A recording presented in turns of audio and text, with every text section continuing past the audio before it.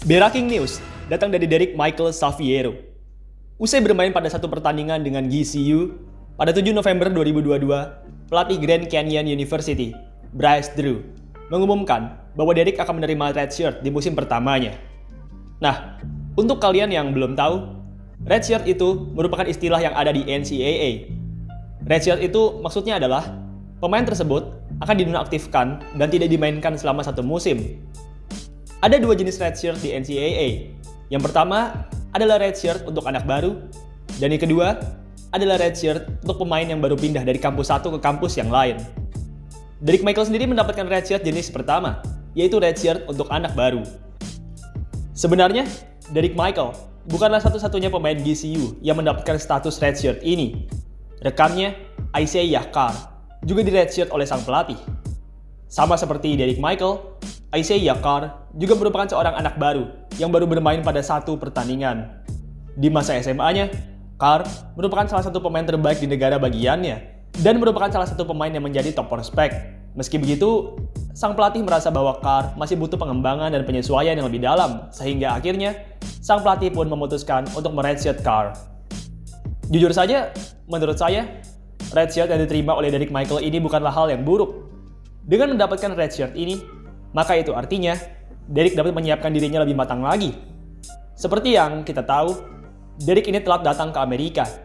Ia harus mengikuti beberapa turnamen-turnamen timnas, sehingga ia pun telah datang dan punya waktu persiapan yang lebih sedikit dibanding rekan-rekan setimnya yang lain di GCU.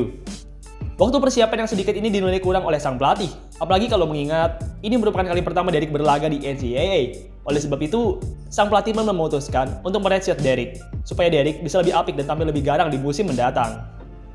Redshirt sendiri bukanlah hal yang buruk, dan pemain yang mendapatkan redshirt juga bukanlah pemain yang gagal. Di sepanjang sejarah, sudah ada banyak anak kuliahan yang mendapatkan redshirt di musim pertama mereka.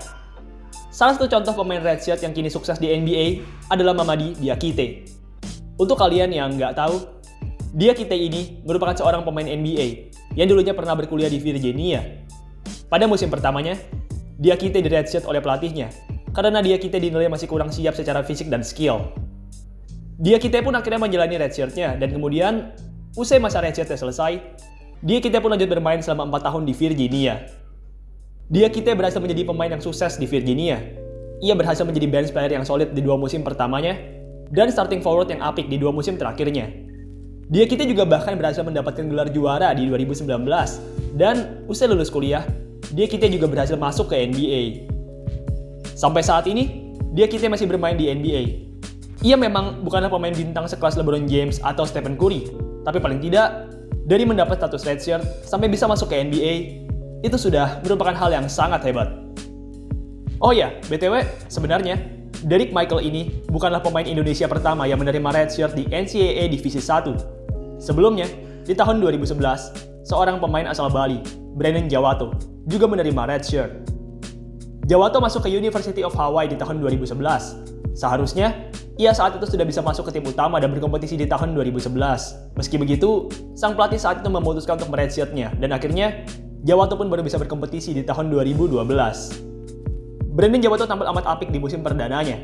Saat itu, Jawato, yang baru berusia 19 tahun, berhasil mencetak rataan sekitar 6 poin dan 1 rebound. Sayangnya, musim perdananya rupanya merupakan musim terbaiknya di NCAA.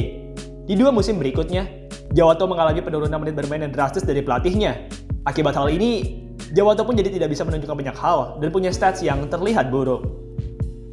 Ngomongin soal redshirt, kalian penasaran gak sih dari mana asal muasal ungkapan redshirt? Redshirt kan artinya adalah baju merah ya. Lalu, apa hubungannya baju merah dengan pemain yang diistirahatkan? Jadi sejarahnya, pada tahun 1937, terdapat seorang anak kuliahan bernama Warren Alfson. Nah, di musim pertamanya, Alfson merasa bahwa dirinya masih belum cukup jaga untuk bermain di tim utama. Meski begitu, ia meminta kepada pelatihnya supaya ia bisa tetap ikut latihan dengan rekan-rekan setimnya di tim utama. Sang pelatih pun mengabulkan permintaan Alfson. Hanya saja, di masa latihannya tersebut, Alfson harus selalu memakai baju merah yang tak bernomor. Nah, karena Alfson yang ikut latihan tapi tidak bermain, dan karena Alfson selalu memakai kaos merah, maka semenjak itu, istilah redshirt pun tercipta di dunia olahraga NCAA. Usaha redshirt dari Alfson ini berbuah manis.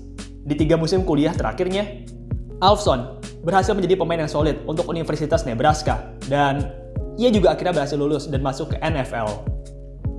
Keputusan redshirt dari sang pelatih ini merupakan keputusan yang amat tepat. Derek memang hebat untuk ukuran Indonesia, tapi untuk ukuran Amerika, Derek masih belum matang. Derek masih perlu waktu untuk menyesuaikan dirinya dengan gaya permainan kuliah Amerika. Derek juga masih harus menyesuaikan dirinya dengan kebudayaan dan kebiasaan yang ada di sana. Meredshirt Derek Michael di musim perdananya merupakan keputusan yang tepat untuk GCU dan Derek. Daripada Derek hanya mendapat menit yang sedikit atau mencatat kerataan yang buruk di musim perdananya, lebih baik Derek diistirahatkan saja di musim ini dan dipersiapkan di musim mendatang, sehingga Derek bisa punya stats yang lebih bagus di musim mendatang dan lebih menarik perhatian para scouts basket internasional. Derek punya bakat dan size yang sangat bagus. Pelatih GCU, sekaligus mantan pemain NBA, Bryce Drew, bahkan secara pribadi mengatakan bahwa Derek ini punya potensi yang tak terbatas. Meski begitu, ia menilai bahwa Derek belum siap di musim ini, karena Derek punya waktu persiapan yang sedikit. Ia tidak ingin Derek Michael hanya menjadi bench warmer di musim perdananya. Ia ingin menyiapkan Derek supaya Derek bisa menjadi pemain yang berarti di tim utama GCU. Oke, jadi saat ini, meski tidak bermain untuk tim utama, tapi Derek tetap mengikuti latihan bersama Grand Canyon University. Posisi Derek saat ini bisa dibilang mirip dengan Ben Simmons di tahun 2015, di mana saat itu Simmons tidak bermain untuk Sixers, tapi tetap mengikuti latihan dengan para pemain Sixers. Semoga saja Derek Michael dapat memanfaatkan waktu redshirt ini sebaik mungkin, sehingga Derek dapat nambah apik di musim-musim mendatang. Baiklah, itulah tadi Derek Michael, pemain Indonesia yang mendapatkan redshirt di NCAA Divisi 1. Oh ya, BTW, buat kalian yang lagi cari kaos-kaos basket, kalian boleh banget klik link yang ada di kolom deskripsi ya. Di sana terdapat banyak kaos basket dengan gambar-gambar keren dan unik. Oke guys, sekian video pada hari ini. Terima kasih buat kalian yang sudah menonton, dan sampai jumpa di video selanjutnya.